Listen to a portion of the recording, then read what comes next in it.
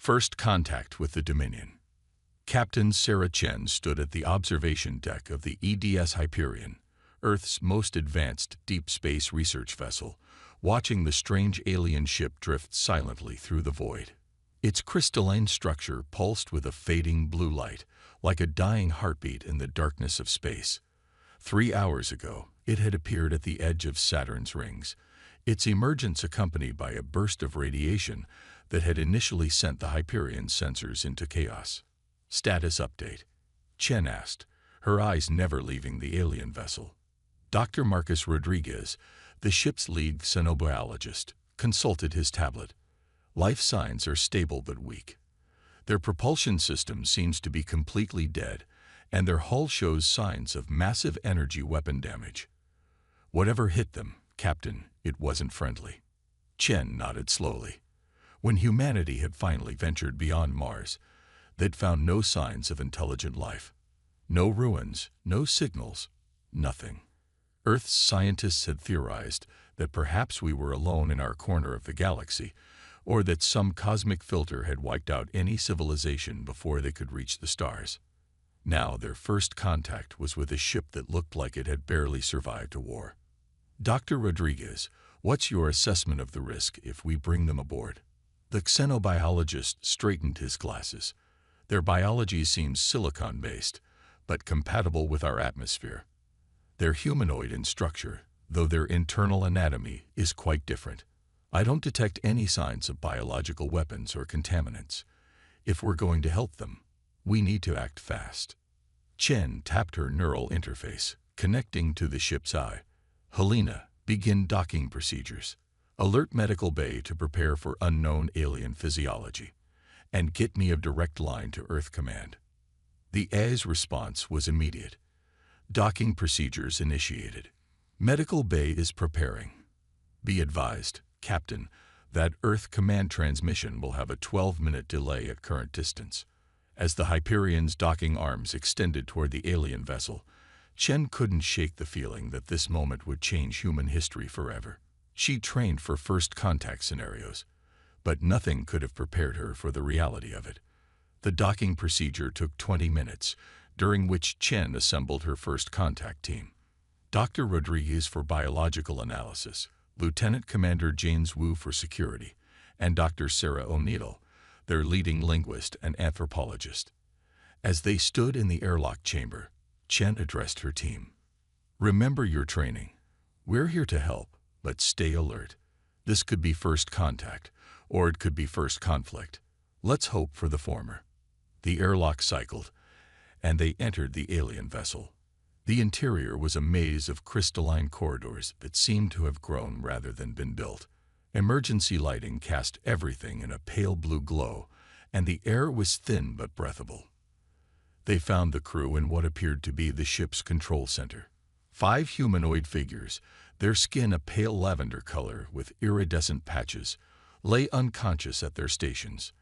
Their bodies were slender, almost fragile-looking, with elongated limbs and large almond-shaped heads.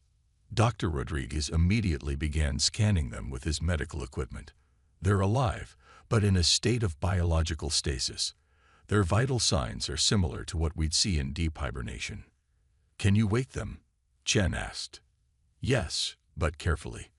Their biology seems to have some sort of natural defense mechanism against rapid recovery from stasis. It took another hour to safely revive the alien crew. When the first one opened its eyes, revealing pupils that shifted color like oil on water, Chen held her breath. This was humanity's first real conversation with an alien species. The alien spoke, its voice producing sounds that seemed to resonate on multiple frequencies simultaneously. Dr. O'Neill's universal translator worked furiously to decode the language, and after a few moments, broken English emerged from her device. We, grateful. Help came. Not expected. Humans would respond. Chen stepped forward, keeping her hands visible and her posture non-threatening. I'm Captain Sarah Chen of the Earth Deep Space Vessel Hyperion. We received no distress call, but we found your ship damaged. Can you tell us what happened? The alien's color shifted slightly, patches of its skin darkening. I am first speaker Xerix of the Arcadian Collective. We were running. The Dominion. They found our colony. Destroyed everything. We barely escaped. The translator struggled with some concepts, but the message was clear enough. These people were refugees. The Dominion? Chen asked. We've never heard of them. Xerix's skin rippled with what might have been fear. The Dominion consumes. They find worlds, civilizations. They take what they want, destroy what remains. Your people, how have you survived? How have they not found you? Chen exchanged glances with her team. We're relatively new to deep space travel. We've only recently begun exploring beyond our solar system. The alien's color shifted again, this time to something brighter. New. But your ship, your technology. We detected quantum signatures. Advanced AI matrices. How can you be new? Dr. Rodriguez stepped forward. We developed differently than most species, it seems. We focused on certain technologies before others. We've had quantum computing for decades, but we're still perfecting faster than light travel. Xerix struggled to sit up, its movements careful and deliberate. Perhaps this is why you survived. The Dominion looks for traditional signs of advancement, faster than light signatures, antimatter reactions. They do not expect different paths. Chen felt a chill run down her spine. How many worlds have they taken? Hundreds. They grow stronger with each conquest. The Arcadian Collective was once 30 worlds strong. Now we are refugees, searching for somewhere to hide. The implications were staggering. Humanity had developed in isolation, unknown to a galaxy at war. Their unique technological path had inadvertently hidden them from a genocidal empire. First speaker Xerix, Chen said, making a decision that would alter the course of human history. Earth has never turned away those in need of shelter. We can offer your people sanctuary, but we'll need to know everything you can tell us about the Dominion. If they're out there, consuming worlds, sooner or later they'll find us. We need to be ready. Xerix's skin rippled with complex patterns of color. You would stand against the Dominion, even knowing what they are capable of. Chen smiled, an expression that humans knew could mean both friendship and warning. First speaker, humanity has never backed down from a fight when innocent lives were at stake, and we've never lost a war on our home ground. Tell me about the Dominion, and we'll show you why Earth's isolation wasn't just luck, it was preparation. As the alien refugees were carefully transported to the Hyperion's medical bay, Chen composed her message to Earth Command.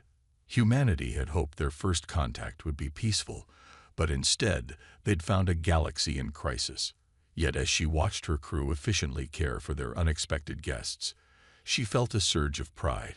Humanity had spent its isolation becoming stronger, developing technologies in unique ways, preparing for threats they hadn't known existed. The Dominion thought they were invincible because they'd never faced a species that developed like humanity had. They'd never encountered a civilization that had turned their own planet's harsh challenges into stepping stones for advancement. They'd never faced a species that had nearly destroyed itself multiple times, learning and growing stronger from each near-extinction event. Soon, they would learn why Earth's isolation had been a blessing in disguise. The Dominion thought they were the apex predators of the galaxy. They were about to discover they weren't the only species that had evolved to dominate their environment. Humanity was going to war. The war machine awakens. General Michael Santos stood in the heart of Cheyenne Mountain's Quantum Computing Center, watching as holographic displays showed humanity's military-industrial complex roaring to life. 6 months had passed since the Hyperion's first contact with the Arcadian refugees, and Earth had spent every second preparing for war. "Show me the Jupiter shipyards," he commanded, and the AI obliged. The massive construction facilities orbiting Jupiter's moon Europa filled the display. Dozens of warships were under construction, their dark hulls gleaming under the work lights. They looked nothing like traditional space vessels. These ships were predators, built with every lesson humanity had learned from Earth's apex hunters. Production report, Santos requested.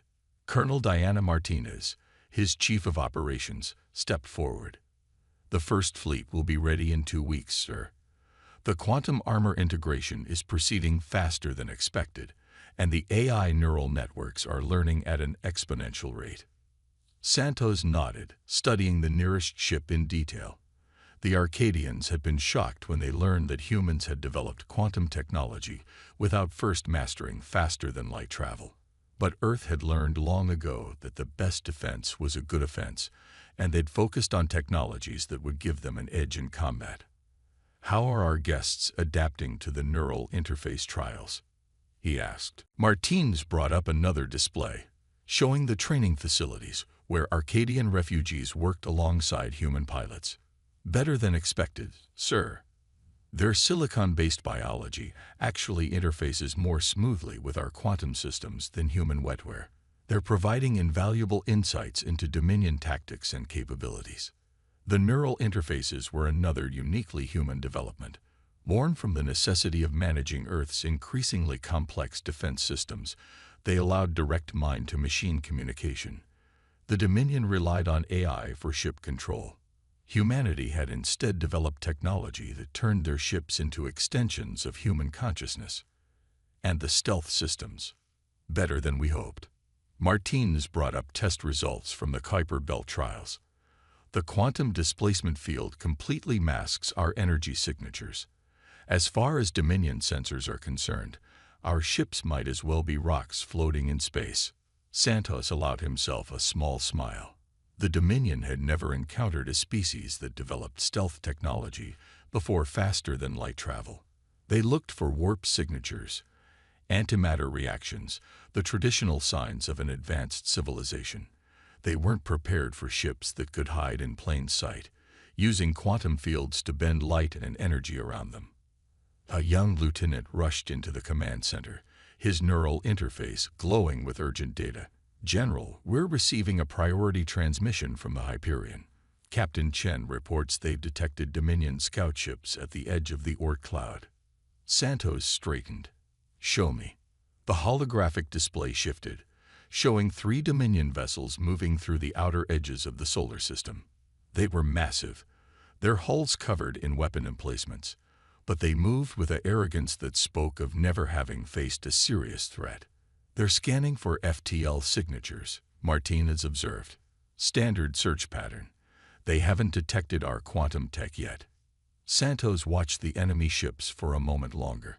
"How many of the new stealth destroyers are combat-ready?" 3, sir. The Nemesis, the Shadow, and the Night Stalker. Launch them. Let's show the Dominion why humanity's predatory evolution wasn't just about physical strength." The order went out, and in the shipyards around Europa, 3 ships detached from their construction cradles.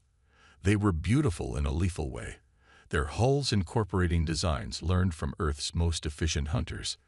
Like the shark, they were nearly invisible from below. Like the owl, their surfaces absorbed rather than reflected energy. Like the spider, they could spin webs of quantum fields to trap their prey. First Speaker Zurich, who had become humanity's primary advisor on Dominion tactics, joined them in the command center.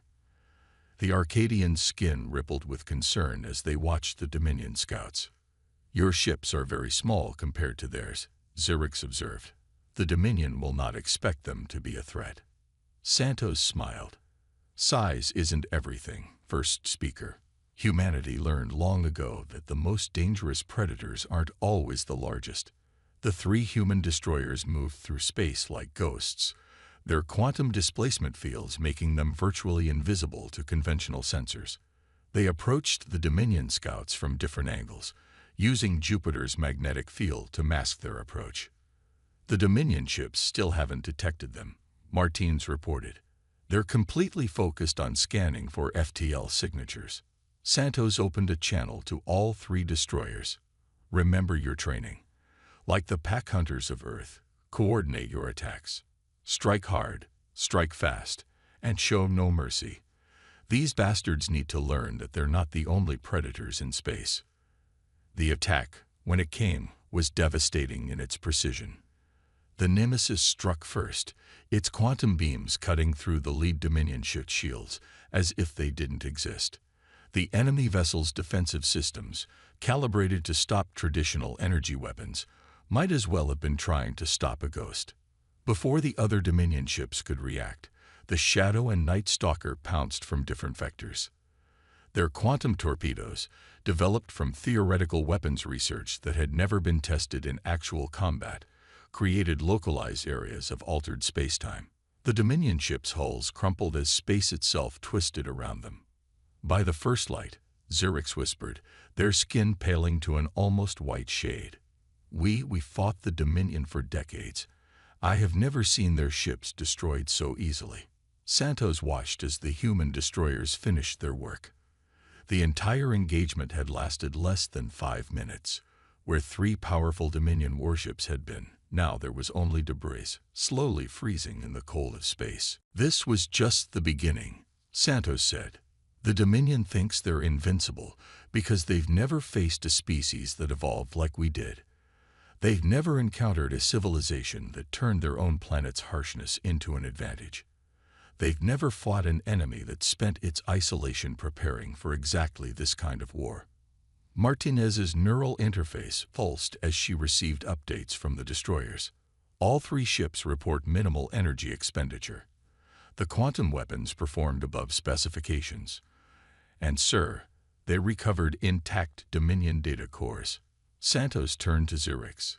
First speaker, your people have suffered enough. You sought refuge among the stars, but found only more danger. Now it's time for humanity to show the Dominion why Earth's isolation wasn't a weakness. It was an incubation period. The Arcadian's skin rippled with complex patterns of hope and awe. You speak of taking the fight to them. No species has ever successfully invaded Dominion space. No species has ever had our advantages, Santos replied.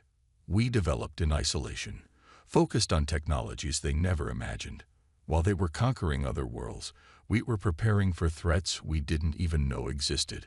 Now they'll learn why Earth's creatures became the apex predators of their environment. He turned back to the holographic display, where the 3 human destroyers were recovering debris for analysis. The Dominion thinks they're the hunters. They're about to discover what it means to be the prey. Humanity isn't just joining this war. We're going to end it. As orders went out across the solar system, Santos watched humanity's war machine accelerate into full production. The shipyards around Europa blazed with activity, constructing vessels that would redefine space warfare. In labs and factories across Earth, new weapons were being developed, incorporating everything humanity had learned from millions of years of evolutionary combat. The Dominion had never faced an enemy like humanity, a species that had spent its entire existence preparing for war, even when they didn't know who the enemy would be. They were about to learn why isolation had made humanity not weaker, but infinitely more dangerous. The war machine was awake, and its hunters were ready for blood. Operation Thunderstrike. Admiral Sarah Chen, now commanding the EDS Hyperion as the flagship of humanity's first deep space battle fleet, stood at her command station as 50 Earth warships dropped out of quantum space near the Dominion fortress world of Nexus Prime. The planet's orbital defenses were impressive. Hundreds of defense platforms, energy shields that could withstand conventional fleet bombardment, and at least 200 Dominion warships. Status report, she commanded, her neural interface pulsing with real-time tactical data. Quantum displacement fields holding steady, Lieutenant Commander Wu reported. Dominion sensors haven't detected us yet. They're still focused on their standard FTL detection grid. Chen allowed herself a grim smile. The Dominion's arrogance was their weakness. They couldn't imagine a species developing space combat capabilities without following their expected technological progression. Earth's quantum technology, developed in isolation, was about to change everything they thought they knew about warfare. First speaker Zerix, now serving as the fleet's chief tactical advisor, stood beside Chen. Their skin rippled with nervous energy as they watched the Dominion fleet's standard patrol patterns. I still cannot believe we are attacking Nexus Prime, Xerix said quietly. The Arcadian Collective lost 3 fleets trying to defend against a Dominion attack here. Now we bring the war to them. The best defense is a good offense, Chen replied. Humanity learned that lesson long ago. We're not here to defend. We're here to hunt. She opened a fleet-wide channel. All ships, this is Admiral Chen. Operation Thunderstrike begins in 5 minutes. Remember your training. Like Earth's pack hunters, we strike together. We strike hard. And we show no mercy. These bastards have terrorized the galaxy long enough. Today, they learn they're not the only predators in space. The human fleet moved into attack formation, still cloaked by their quantum displacement fields. The formation itself was unlike anything the galaxy had seen before, inspired by wolf pack hunting strategies, with groups of ships positioned to herd and trap their prey. Launch the quantum probes, Chen ordered. Hundreds of small, stealthy devices detached from the human ships, spreading out through the Dominion defense grid. Each probe carried a revolutionary weapon, a quantum field generator that could temporarily alter the laws of physics within a localized area. Probes in position, Wu reported. Ready to initiate Phase 1. Chen took a deep breath. This was the moment that would change the galaxy forever. Execute Operation Thunderstrike. The quantum probes activated simultaneously. Within their fields of effect, the speed of light itself changed. The Dominion's energy shields, calibrated for normal spacetime, suddenly found themselves trying to maintain coherence in areas where physics itself had gone mad. The results were catastrophic for the defenders. Shield generators overloaded and exploded. Defense platforms, suddenly operating under different physical laws than their targeting systems were designed for, began firing at random coordinates. Dominion ships found their energy weapons shooting backwards or phasing through their targets without effect. Phase 1 successful, Wu announced. Dominion defenses are in chaos. Their command and control networks are trying to compensate, but they can't handle the variable physics zones. Launch Phase 2, Chen ordered. The human fleet decloaked, but not in the way the Dominion expected. Instead of simply becoming visible, each ship seemed to multiply quantum displacement fields, creating dozens of perfect copies. To Dominion sensors, it appeared as if thousands of warships had suddenly materialized throughout their defense grid. Multiple Dominion ships attempting emergency FTL jumps, Wu reported with satisfaction.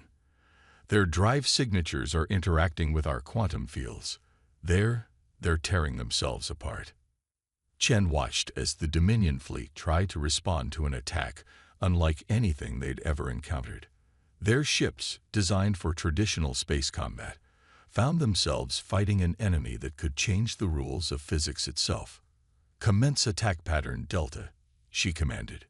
Show them why Earth's predators evolved to be the most efficient killers in their environment. The human fleet moved with terrible precision. Like a pack of wolves separating weak members from the herd, they isolated and destroyed Dominion ships one group at a time. Quantum weapons bypassed shields designed for conventional energy attacks. Hull-mounted gravity manipulators crushed enemy vessels like aluminum cans. Temporal distortion beams caused Dominion ships to experience hours of damage in seconds of real time. Admiral, Wu called out, we're detecting massive energy buildups in the planetary defense grid. They're diverting power from their cities to the orbital platforms. As expected, Chen replied. Initiate Phase 3. From the belly of each human warship, swarms of smaller craft emerged. They weren't fighters in the traditional sense. They were autonomous hunter-killers, their designs based on Earth's most successful parasitic organisms. As the Dominion diverted power to their defenses, these tiny ships attached themselves to power conduits and defense platforms, injecting quantum-corrupted code directly into the enemy systems. Xerix's skin had turned almost white with amazement. This is impossible. The Dominion's cyber defenses are impenetrable. No species has ever successfully hacked their systems. That's because they expected traditional cyber warfare, Chen explained. We took a different approach. Those aren't hackers. They're more like viruses, changing the fundamental way their quantum computers process information. On the tactical display, Dominion defense platforms began turning on each other. Shield generators protected enemy ships from their own weapons. Targeting systems identified friendly vessels as hostile threats. Dominion fleet is in full retreat, Wu reported. Their remaining ships are attempting to reach the system's edge. Should we pursue? Chen studied the tactical situation. The battle for Nexus Prime had lasted less than 30 minutes. One of the Dominion's most heavily fortified worlds had fallen to an attack they still didn't understand. Negative, she decided. Let them run. Let them tell their leaders what happened here. Let them spread the fear. She turned to Zurich, whose skin was displaying patterns of awe and disbelief. This is just the beginning, first speaker. For centuries, the Dominion has terrorized the galaxy because no one could fight back effectively. They never imagined facing a species that developed in isolation, that focused on technologies they never considered possible. You have done more than defeat them, Zurich said quietly. You have shattered their myth of invincibility. The other subjugated species will hear of this. They will begin to hope again. Chen nodded, watching as human ships began securing orbital positions around Nexus Prime. The planet's population, mostly consisting of species conquered by the Dominion, were already sending messages of surrender and pleas for liberation. Tell me, first speaker, she said, in all the Dominion's history of conquest, have they ever faced an enemy that turned defeat into an advantage? Have they ever encountered a species that treated every setback as an opportunity to grow stronger? No, Zurich admitted. They simply overwhelm and destroy. They have never needed to adapt. Then they're about to learn a harsh lesson about evolution, Chen said. Every creature on Earth, from the smallest bacteria to the largest predator, survived because they adapted to challenges. Humanity didn't just survive our isolation. We used it to become something the Dominion couldn't imagine. She opened a channel to the fleet. All ships, begin Phase 4. Secure the orbital facilities and prepare for ground operations. The Dominion is about to learn why Earth's apex predators didn't just dominate their environment. They changed it to suit their needs. As her orders were carried out, Chen reflected on the irony of the situation. The Dominion had conquered hundreds of worlds, thinking themselves the greatest power in the galaxy.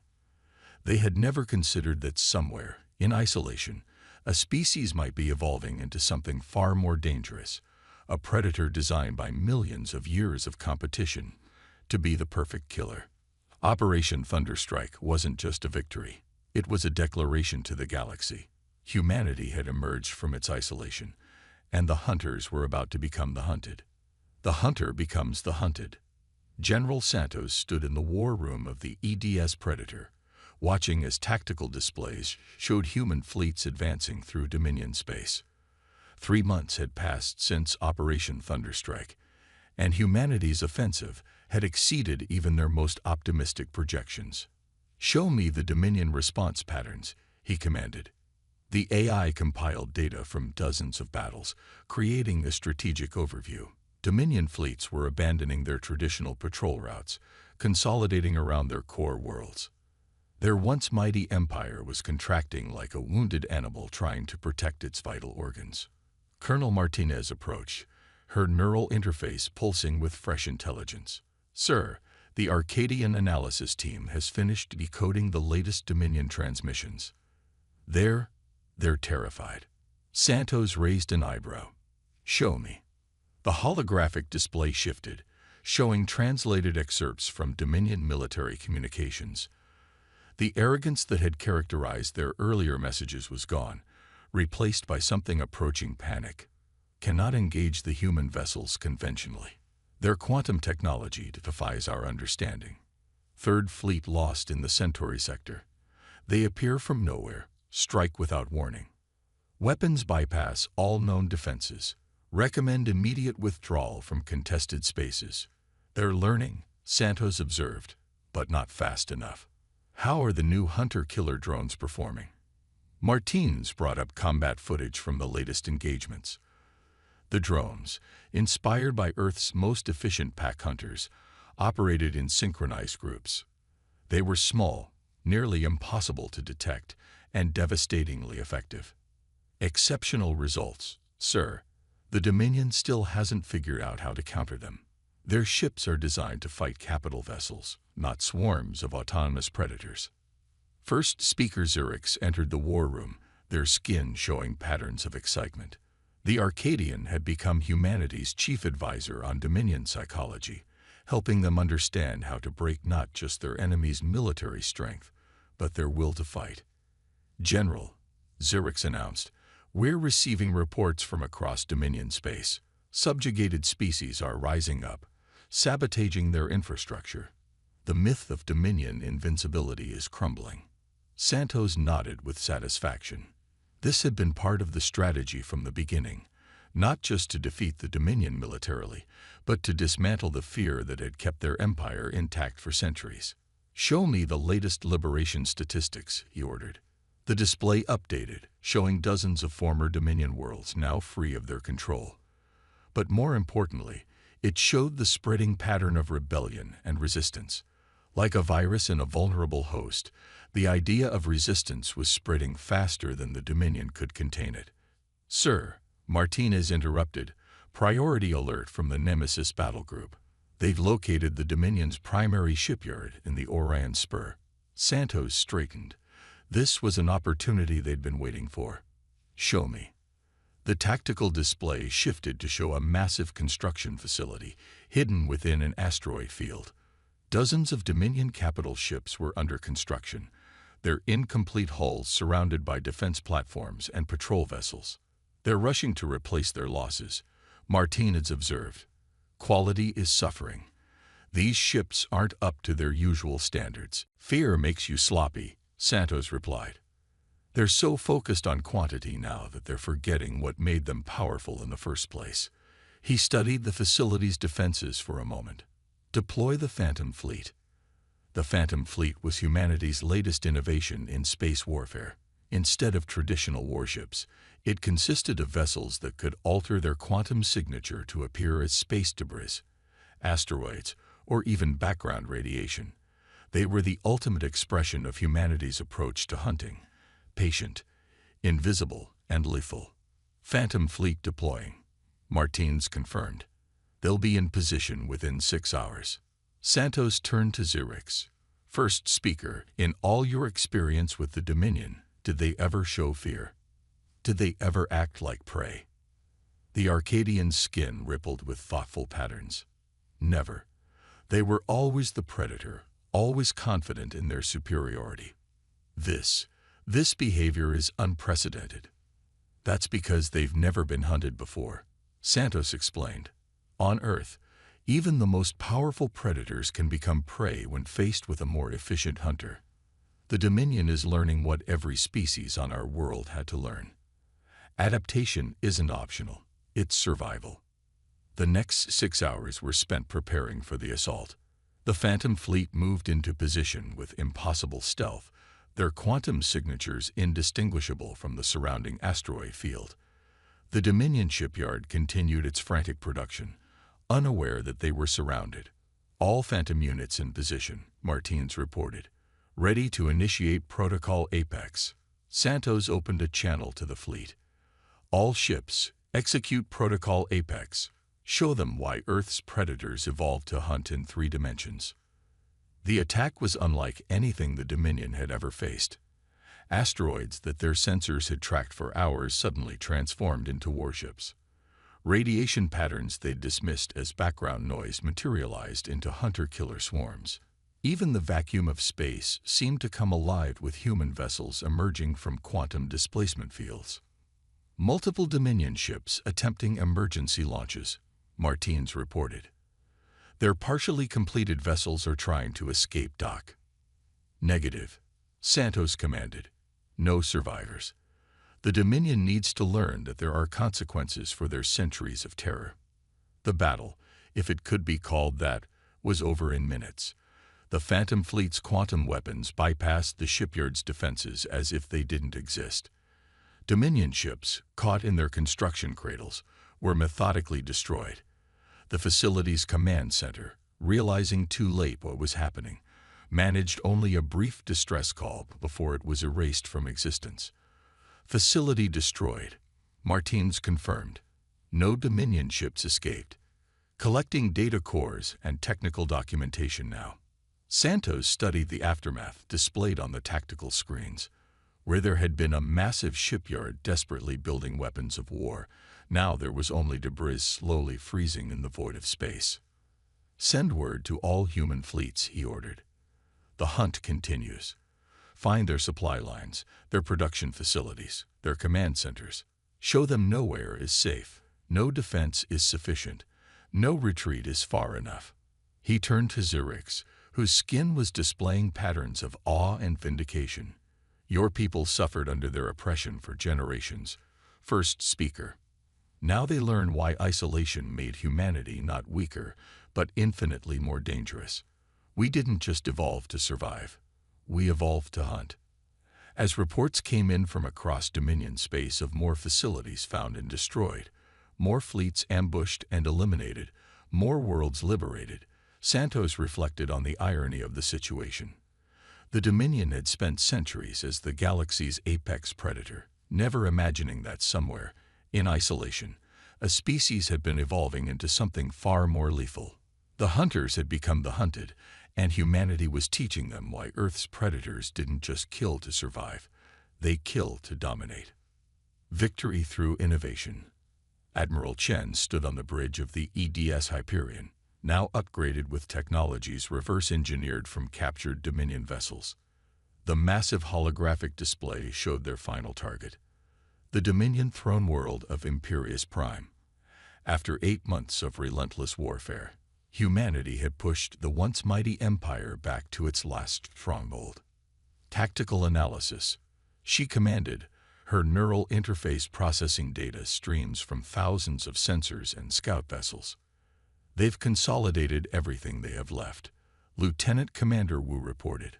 Over 500 capital ships, 3 layers of planetary shields, and some kind of new weapon system we haven't encountered before. First speaker Zerix, their skin showing complex patterns of anticipation and concern, studied the defensive formations. They're desperate. In all of recorded history, no enemy has ever reached Imperius Prime. The Dominion leadership is facing something they've never experienced, the real possibility of defeat. Chen allowed herself a grim smile. Then let's show them how humanity handles victory. Deploy the quantum web. The quantum web was humanity's latest innovation in space warfare, developed by combining their understanding of quantum physics with lessons learned from Earth's most successful predators. Like a spider's web, it was nearly invisible. Like a neural network, it could process and react to information instantly. And like a living organism, it could adapt and evolve to counter any threat. Quantum web deploying. Wu confirmed. Phase 1 initiating. Thousands of microscopic quantum nodes spread out through space, creating an invisible network around the Dominion's defenses. Each node could alter local spacetime, creating areas where the laws of physics themselves became weapons. The Dominion fleet is moving to intercept, Wu reported. They're launching some kind of new fighter craft. Energy signatures are unusual. Show me, Chen ordered. The tactical display zoomed in on the approaching fighters. They were unlike anything they'd seen before, crystalline structures that seemed to phase in and out of normal spacetime. They've been studying our quantum technology, Zerix observed, their skin paling. These fighters are their attempt to replicate our capabilities. Chen nodded, impressive adaptation. But copying a technology isn't the same as understanding its full potential. Initiate Phase 2. The quantum web came alive with energy. But instead of attacking the Dominion fighters directly, it began creating overlapping fields of altered spacetime. The effect was like a maze where the walls were made of physics itself. Each path the fighters could take led them into areas where their copied quantum technology worked against them. Enemy fighters they're tearing themselves apart. Wu reported with satisfaction. Their quantum fields are interacting with ours in ways their pilots can't compensate for. "Launch the hunter swarms," Chen commanded.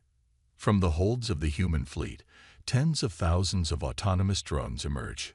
Unlike traditional combat drones, these were based on Earth's most successful colonial insects. They worked in perfect coordination, adapting their tactics in real time, learning from each engagement. Hunter swarms engaging Dominion capital ships, Wu announced. Their point defense systems are overwhelmed. The battle unfolded like a carefully choreographed dance of destruction. The hunter swarms herded Dominion ships into the quantum web's kill zones. Ships that tried to escape found themselves in regions where time moved differently, their crews experiencing hours of combat in seconds of real time. "Sir," Wu called out, "we're detecting massive energy buildups from the surface. They're activating their new weapon system." The space above Imperius Prime seemed to ripple as enormous energy beams lanced out from planetary defense platforms. Where they struck, space itself appeared to shatter like glass. "Space-time fracture weapons," Zerix whispered, their skin showing patterns of horror. "They're trying to tear apart the fabric of reality itself." Chen's expression remained calm. "Exactly as we expected. Initiate final protocol." The human fleet's formation shifted, creating a complex geometric pattern. Each ship's quantum drives synchronized, establishing a resonance field that spread throughout the battle space. "What are you doing?" Zerix asked, watching as the Dominion's fracture beams seemed to lose coherence. "Fighting fire with fire," Chen explained. "They tried to weaponize space-time without fully understanding it. We're showing them why that's dangerous." The resonance field intensified. Where it interacted with the Dominion's fracture beams, new effects began to manifest. The beams curved back on themselves, creating loops of unstable space-time that consumed their own source platforms. "Dominion fleet is in disarray," Wu reported. "Their command and control networks are collapsing. Multiple ships attempting emergency FTL jumps." "Negative," Chen ordered. "No escapes this time. Send the signal." Throughout the battle space, hidden quantum nodes activated. They created a complex web of altered physics that made FTL travel impossible. The Dominion fleet was trapped, their most powerful weapons turned against them, their copy technology failing in ways they couldn't understand. "We're receiving a transmission from the surface," Wu announced. "The Dominion leadership. They're offering surrender." The bridge fell silent.